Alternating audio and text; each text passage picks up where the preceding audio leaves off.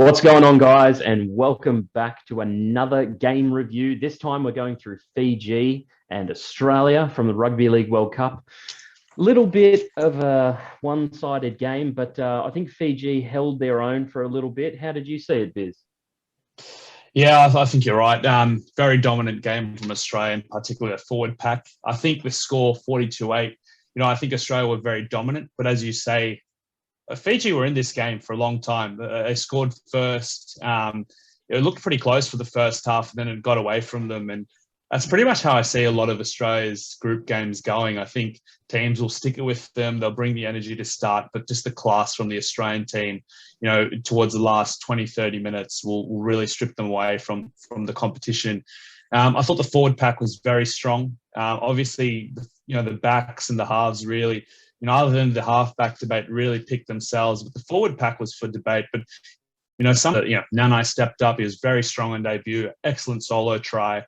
Angus was very good on the edge. I know you love that, Miles, for your boy Nanai. I would have loved to see Sean Lane in there. But, after Nanai and Crichton's performance, I'm not sure how he fits into this team at the moment. But, the forward pack did their job. Murray was strong. The bench was strong. And they just got to roll on, and then they just have the superstars in the halves and the backs. You saw Addo-Carr do his thing. Latrell was very strong.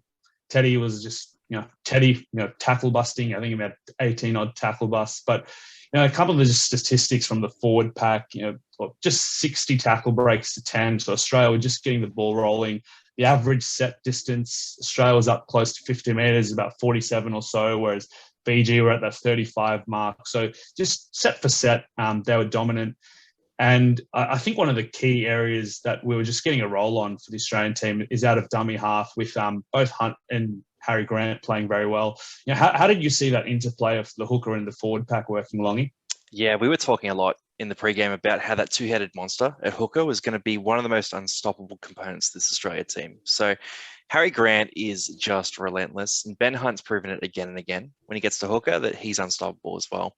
I think the way it worked was Hunt came on, he was a bit of a settled influence, didn't overplay his hand, whereas then Harry Grant got on and was just insane. And there's a few highlights I do want to show for Harry Grant, especially as everyone got tired through this game. So I'm just going to jump into them right now. First one here, we're going to see Harry Grant sort of confusing a few players on the back of this play and then getting through for a try. And if you're watching an NRL, if you had him in Supercoach, which I did in practically every comp and every draft, had him captain for most of those games too, then you've seen that a lot of the time. Same way, we'll just jump into 358 here. So he actually makes a bust for a line break and then kicks the ball in for a try here too, and sets up the unstoppable speed of Josh Addo-Carr as well. So, we're not surprised by this, but I just think every single country is going to struggle against this. Even looking at the top tier New Zealand, their forwards are a little older through the middle, not the quickest guys. You've got your Jared Waerea-Hargreaves, your Jesse Bromwiches, these types of guys. Even Tarpanay is not the quickest defender. I think Harry Grant's going to expose practically every other country in this tournament. Miles, what did you like the most about this Australia team?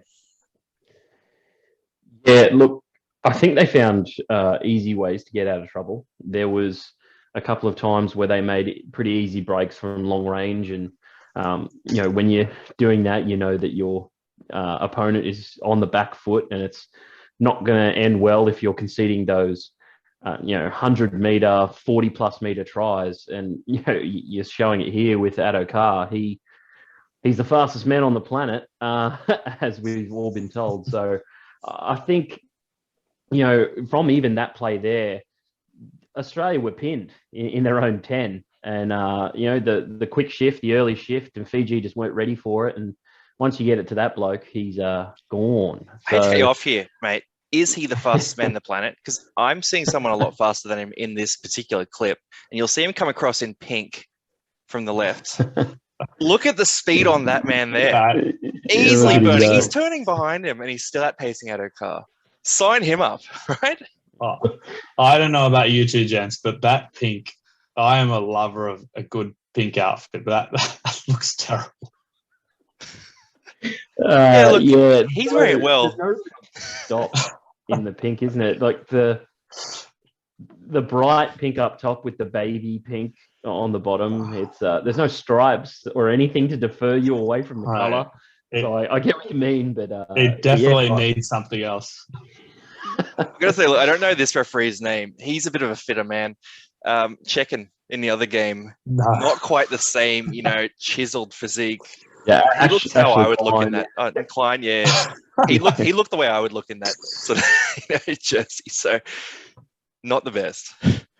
No. And just on that, Miles, how did you see the interplay of halves? I know we've got some very mixed opinions about the halfback. I don't know. We've, before this podcast, had a debate, but how did you see the connection between Cherry Evans and Munster? Yeah, look, it's a combination that's worked well at state of origin level, and I can see why Meninga went for it. I just think that, Nathan Cleary is the best player in the NRL at the moment. It's so hard not to leave him out of the side, but I get why Cherry Evans is in there. He's the former captain. He's got the experience. He's the incumbent, and you've got to play him out of that jersey until he's not performing anymore. And to have him, come in, he didn't do too much, but he did just enough to support his teammates. And once you put Cherry Evans in that kind of situation where he's not forced to be, the best player, because he's not that guy anymore, then he really thrives. And we've seen that at Queensland level and here at international level. I just think sometimes when he's playing for Manly, he can tend to, especially with Turbo being out for long periods of time, he can tend to overplay his hand and, really, it's really disruptive, I think, to the locker room and to him trying so much to get his team over the line. I love the passion there, but I just don't necessarily think that he makes the right decisions at this point in his career. Right, and then I don't disagree. And the one thing, on a similar line, I know Longy, you had a view that will he be able to step up when the game's neck and neck, and I'll ask you on that in a second. But Miles, just coming back to your point on Australia being able to bust out of their own line with ease. How do you see this going against a team like England, who are very dominant in their backs, both offensively and defensively? Team like New Zealand, is this strategy of quick shifts out of their back line, in their 10 metre, 20 metre line going to work? Or do you think it's going to be a different style of play?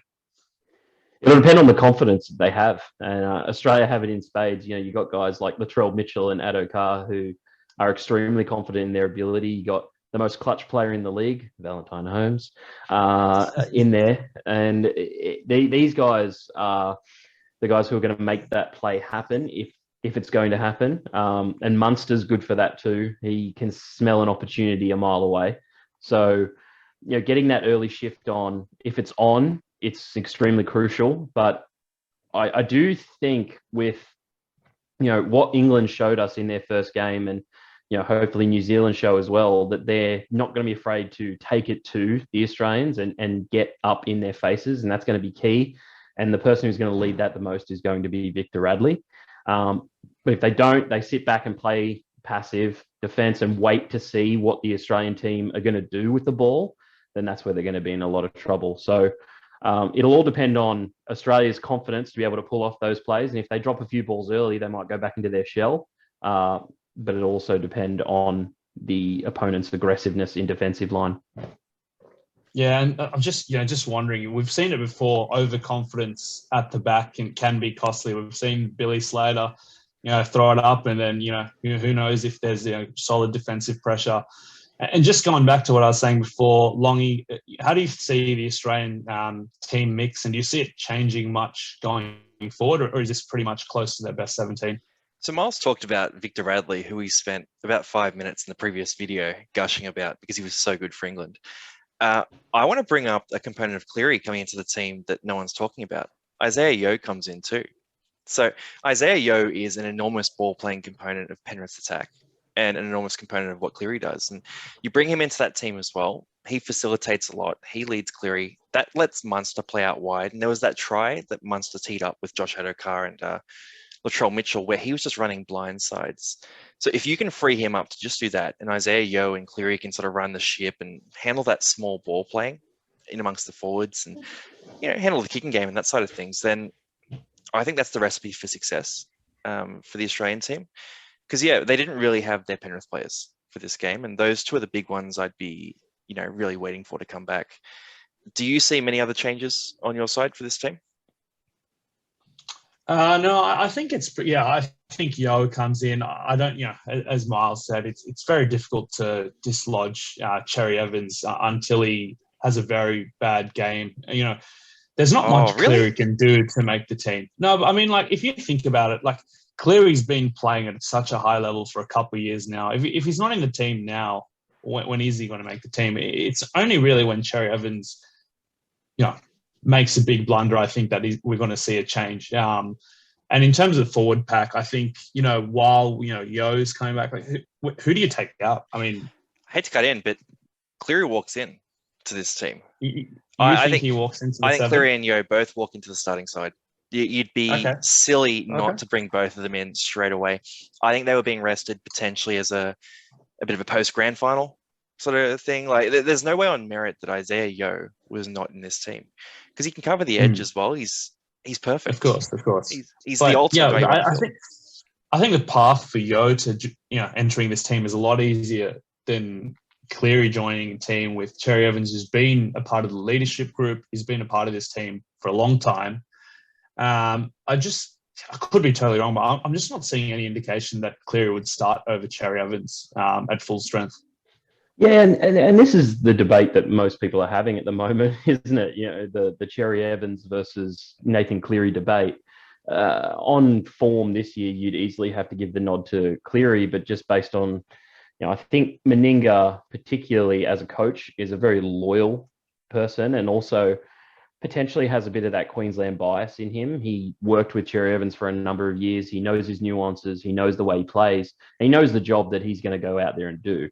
So while I can see, Longy, that, as the guy that Cleary has been this year in the NRL, then you look at the whole loyalty, personality side, chemistry side of things, it could be a bit of a tension point in this Australian locker room. And it's actually part of the reason that I tipped New Zealand to win this tournament. Just if Australia aren't going to put their best 17 or they're going to squabble about putting their best 17 out on the park, how do I know that their head is right to go out there and win this?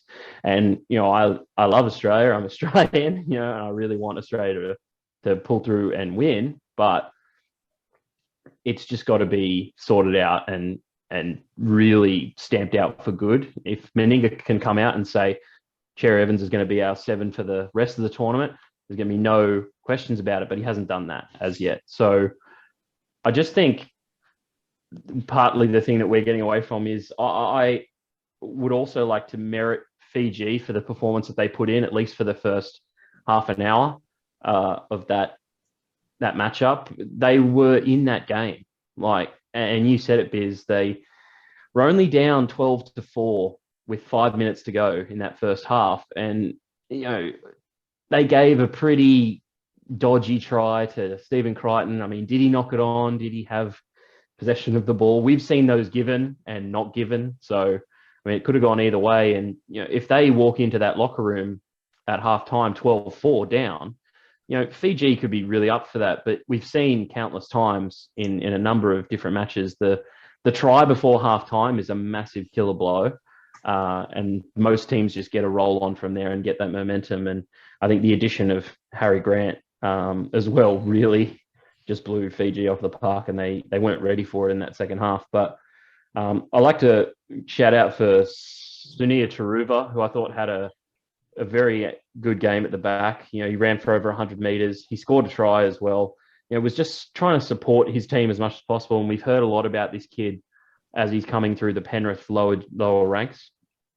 And to be able to go out there, play fullback, he's not normally playing fullback at club level or anything like that. So that's a pretty daunting task, but to go out there and put on the performance he did for Fiji was borderline inspiring for me. So I thought he gave a good effort. Yeah, he was really good. Just on the Fiji players too, Kamika Mika turned up. There was a shot, I think it was about a minute 40 into the game, where he nailed Latrell Mitchell and really tried to set the tone. This just here as well, about 10 minutes in, up 4-0. Just check out the desperation on this defense here. Look at that shot from our boys in Fiji. Who have we got? Is it Micah Sebo? No, it's someone else that comes across the nails. Yeah, Sebo taps him first, and then Valame. Exactly, yeah, and they've just absolutely nailed him there. Like they turned up for this game. 15 minutes in, still up 4-0. They rocked up to play. Does anyone know about Ruben Cotter's injury? Because I'll just go to the highlight here. Him and Kamika Mika had a pretty nasty head clash. Yeah, on Ruben Cotter, so obviously he got taken off for HIA here. He's already been ruled out for the next game against Scotland. I'm not sure if there's any news on Kamika yet, but I think, relative to the England Samoa game, I think the casualty ward was relatively injury-free with just the HIA. So it's good to see. It's obviously a long tournament. Both teams will need to be at full strength. And obviously just on Fiji, they've had some injuries already leading into the World Cup. Would have been lovely to see them at full strength with the Saifidi brothers, Tariq Sims, obviously Ravalawa pulling out because he wasn't fit. So Fiji can't really afford any more injuries. But as you mentioned, then there was really a next man steps up mentality, because I thought they all played very strong. They did rock up to play, and you could see the desire was in that team. And it just comes back to the Australian class. Like, they've got superstars in pretty much every position. We talked about Cherry Evans. We haven't really touched on Munster. He was brilliant. He linked up brilliantly with his outside backs, and then we talked briefly about Nanai being superb and Crichton being superb, but Latrell, the back five, very, very strong. And it's not really a knock on Fiji. They played well, and I can see them definitely improving as the tournament goes on. But, geez, England and Australia, they've really stamped their foot down, and they both look very strong. Miles, how do you see it? Are you seeing a clear divide here between a couple of the top tier nations, or you think it's kind of get closer as the tournament progresses? It's going to get closer as the tournament progresses, because those teams that aren't really in the hunt and potentially just making up the numbers are going to be filtered out, and we're going to get into those really gritty, hopefully close quarterfinals and semi-finals matches. I think Australia can't afford to start as slowly as they did against some of those better teams, though. I think they'll get better as the tournament goes on, and they'll develop a bit more chemistry. They had a long flight over there. It's not easy. It's over 20 hours. So getting over there, and some guys are trying to back up after playing a grand final 2 weeks ago, so they were rested. And you're putting out the 17 that took the park here against Fiji. Fiji have a lot to be proud of and a lot of good stuff to take away from this game. Their halves combined pretty well, and their outside backs gave it a red hot crack. I don't think Brendan Wakeham should be kicking goals, though.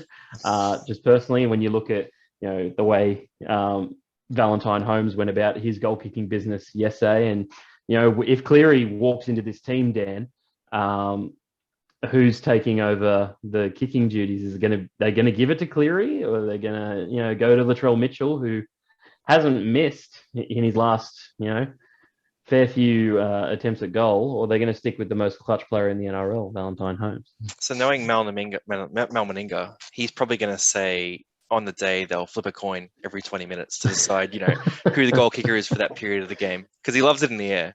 I think it's a big coaching mistake that he's making as well, by making it so unclear with such an important position. You need to know who your 7 is, and you need an alpha 7. You just need to make that decision. If Mel hasn't seen enough by now to make that call, I don't know what's going on in camp. Look, the game that's going to tell us a lot, I think, though, just on your question there, Biz, about the top tier nations in the next tier, is the Tonga v PNG game, I think. So we're going to see that one pretty unanimously. People have Tonga in that top tier and PNG in that next tier. PNG are paying $13 to win that game. I think that's a much, much, much closer game than everyone thinks. And Miles, you were tipping a PNG upset. So where I think there could be that sort of breaching of the top group is through PNG rather than, I just don't think Fiji have the roster to do it. Yeah, PNG are always a great team to watch. They always come out raring to play. They hit the hardest, and they play old school football. And you're completely right. If there's an upset, I can see PNG pulling it off. But just coming back though, back to the Fijian team and the Australian game here. Both of Fiji tries, I believe, were grubbers behind the ruck. Do you see that as a problem for Australia going forward, or is this just, the second try was, when the game was wrapped up, or do you think that's an area that the other teams can exploit going forward? It may have been a cohesion thing initially. I mean, one of them was deflection, and it was late in the game. It was pretty ridiculous. The other one was a great finish, and I can get that try. It was really early on. I think it was the first try of the game, so... Yeah, I actually think it came down to my Cowboys boys being up in the line and then James Tedesco being a little bit out of position. It was a great kick from Mosadreki. I think the commentators continuously got his name wrong the other night, which is a big thing for these Pacific nations. So I'm working on it. The endeavour to try and get these names right. It goes a long way. And we understand that.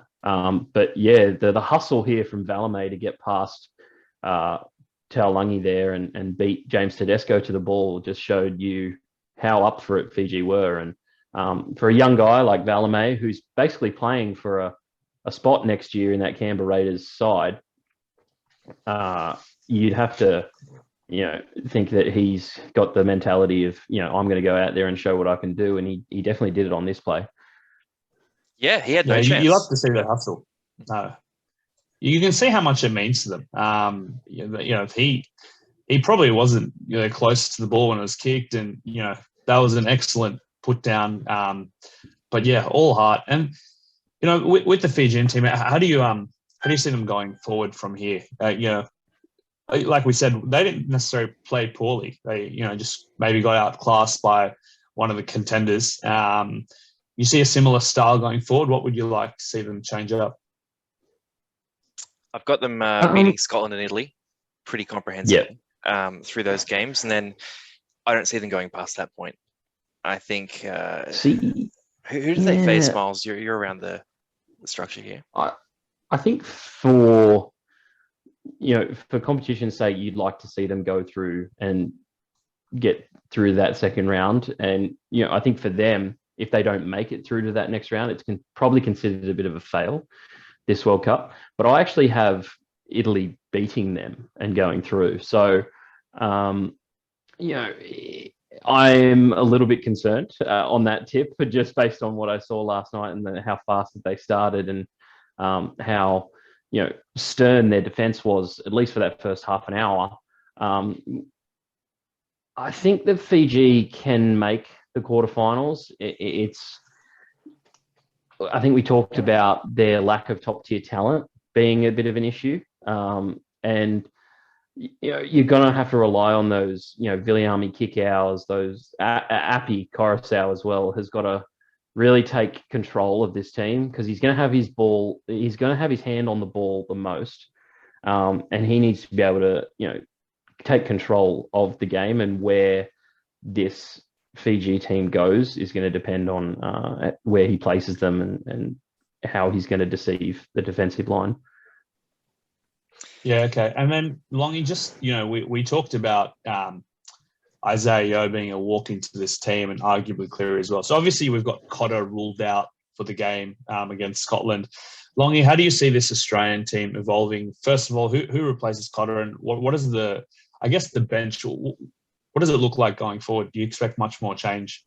I think the next two games will entirely depend on Nichols. The Australia team is just too good to be concerned about either of these matchups. They've got Italy and they've got Scotland. So whoever's fit is going to line up, even if it's out of position. I think they're just going to play the guys who, don't need preservation. We're going to see injury reports coming through over the next couple of days, and that will determine the team list in my eyes. But do you see anything changing? No, I think it's going to be a bit of a rotation policy for the group games. I completely agree. I think it'll just be getting everyone match fit and used to the conditions. I think, maybe you won't see too many changes to key positions, but, I think definitely with the forward pack, I'll expect, a couple of, the guys being worked in. I'm not quite, we might see a game where Latrell might play a bit of fullback and, positional changes throughout the game, but I think the spine will be pretty much locked in, at least, starting wise. And if there's blowouts, you might see some positional changes through the game. But I think, with tournaments like this, you don't want to chop and change too much. You want to create that chemistry. And if you're rotating players every game, it can be difficult because in the big games,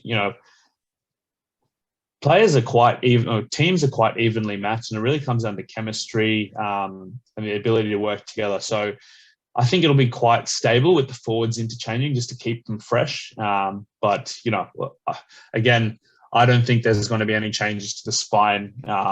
Cleary coming in for Cherry Evans being the only one that I can see happening. How about you, Miles? Do you see anything different? Or? Yeah, look, it'll all depend on whether you want to rest Tedesco. They didn't pick another genuine fullback outside of Latrell, and we've always thought, especially at New South Wales level and international level, that he's always been more of a centre. So I think when you get into games like their next game against, I think it's Scotland, against Scotland. Yeah. Cotter's going to be out. I think Cotter normally plays front row, but I don't think he is a front rower. I think he plays more of a secondary lock kind of role. He's a former hooker, so he's really good out of dummy half and has that ball skill playability. But so does Yo, and Yo's debatably better than him. And I think the other option there is RCG as well, who can play big minutes at prop. We've seen that for Parramatta a number of times. He was a bit of a try scoring specialist this year as well. Got on the board. Only in doubles. Only scores in doubles. Only scores them in doubles. And that hurt me in the preliminary final. That really hurt. But I think that their outside backs aren't going to change. I don't see them moving away from the Taulagi and Holmes combination and the Latrell and Addo-Carr combination. So that then makes me think, where is Jack Whiten going to fit into the picture? He's another wildcard player that Australia have picked, and he played on the bench last night after Taulagi came off in the 66th minute. So where do those guys kind of fit in is going to be the question that Mal's going to have moving forward. He's got a lot of decisions to make. He's had 5 years to prepare for this World Cup, so hopefully he can get it done. But I have a few reservations, and that's obviously why I haven't picked them. Well, let's play devil's advocate for the Kiwis a bit here, because if I am the New Zealand coach and I'm looking at this middle forward rotation, and Regan Campbell-Gillard got me thinking about this. I'm looking at Tino, Jake Trbojevic, Cam Murray, Pat Carrigan, and Ruben Cotter for last night's game. A bit undersized for a pack. And if I'm sending Jesse Bromwich, Jared Warrior-Hargreaves, Joe Tarpanay at these boys, if they play it right, I think I've got an advantage through the middle. Whereas if you bring a Regan Campbell-Gillard to play that first 20 minutes and just hit hard the way he does, and bring Isaiah Yeo in and just be that lock in the middle in defense as well, I think that nullifies a bit of that. But with this current middle forward rotation, they're vulnerable, just due to age and due to size, in my eyes. Yeah, I don't disagree. I think, just bring in Sean Lane for some size on the edge and then you're sorted.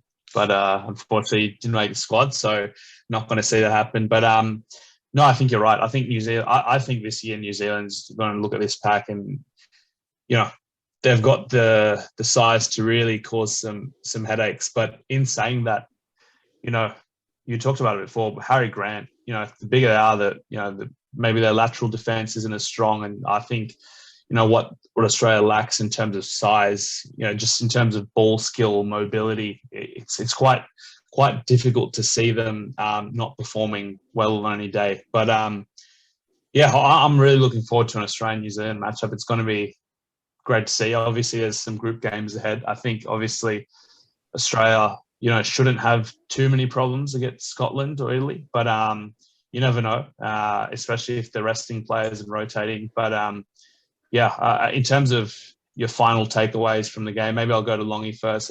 Did this game pretty much, in a nutshell, go the way you expected? And where does the tournament look for both these teams in the next few games? Exactly how I thought. Australia goes 3-0. They walk through. The Kiwis are the first big challenge for them. Finishing on a highlight, Nanai and his pure speed through that gap. That's all I wanted to show. That's a lovely try. Just beautiful. Miles, have you got one? Apart from watching that highlight there, I feel like a proud dad in a way. I did expect Australia to come out and basically blow Fiji off the park. Didn't expect them to start as slowly as they did, but Fiji got the jump early, which is something that I love to see. I love to see an upset as much as anyone. So despite being Australian, I was really up for Fiji to carry on with it, to see how far they could push themselves and test themselves against the best team in the world, even though they're ranked number 4, I think. So we all know that this Australian team, there's a lot riding on them going through, and sometimes that pressure can be a bit too much. And I expect them to face the Kiwis in the semi-final for a chance to play in the World Cup final. So we'll see how that matchup goes. But yeah, I think Australia are going to go 3-0. I just think the question is for Fiji, really, how far they expect to go and what would be considered a pass-fail for them. Biz, your final takeaway from this one? I think perfectly summed up. I think Australia did the job. I think they've got some space to improve. I don't think they were perfect by any means, but they were clinical at times. The backs did what to do, and the forwards were strong. I think Australia, can't see them losing any of the next couple of games. I think in New Zealand will be their first challenge. But I think I'm looking forward to tonight's games. We spoke about it offline, but really looking forward to Mitch Moses go against his partner Dylan Brown in the morning game with New Zealand and Lebanon going head to head. But there's good games in a few hours. We'll see Scotland, Italy, and Jamaica, Ireland. So big night of football ahead. It's great. It's just great to see international football again. I think we can all agree, as Miles said, all being Australia supporters, we still love seeing an upset, but it's just great to see Australia playing international football again in a World Cup, and we need more of it. I think the World Cup's demonstrating that it can be a world game. The crowds are strong, the interest is high, and the quality of football, although the games haven't been close, has been quite high. So really excited for the next couple of weeks, a few weeks ahead, and it's just great to see it again. So good to see it. Look, we love it here. We're going to be covering it all on the Casual Athlete here too. So we've done previews for every country. They're all on YouTube. We've done the England v Samoa video, and we're going to be pumping stuff out through the weeks. So look, tune in with us, guys. Keep with us. Subscribe to the channel, and we'll see you soon.